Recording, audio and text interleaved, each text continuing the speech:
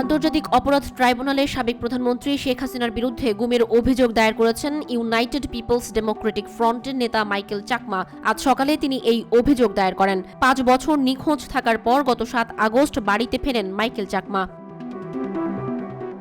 অভিযোগে মাইকেল চাকমা বন্দি দশায় কাটানো ৫ বছরের অভিজ্ঞতার বিবরণ তুলে ধরেন। তিনি আন্তর্জাতিক অপরাধ ট্রাইব্যুনালের চিফ প্রসিকিউটর মোহাম্মদ তাজুল ইসলামের কাছে তার এই বক্তব্য উপস্থাপন করেন। পরে তাজুল ইসলাম সাংবাদিকদের বলেন, তারা মাইকেল চাকমার অভিযোগ গ্রহণ করেছেন এবং শিগগিরই এই বিষয়ে তদন্ত শুরু করবেন।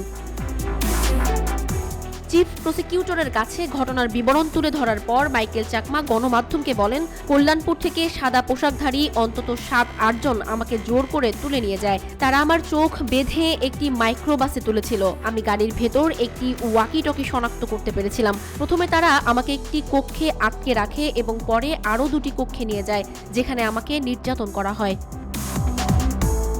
২০১৩ সালে শেখ হাসিনার খাগড়াছড়ির সমাবেশে অংশ নেওয়ার সময় কেন সড়ক অবরোধ করা হয়েছিল তারা আমাকে সে বিষয়ে জিজ্ঞাসাবাদ করেছিল। সমাবেশের দিন আমাদের ছাত্র সংগঠনের সমর্থকরা একটি সড়ক অবরোধ করলে সমাবেশ কয়েক ঘন্টা বিলম্বিত হয়। সেদিন শেখ হাসিনা বলেছিলেন, যারা সমাবেশে বাধা দিয়েছে তাদের বিরুদ্ধে ব্যবস্থা নেওয়া হবে।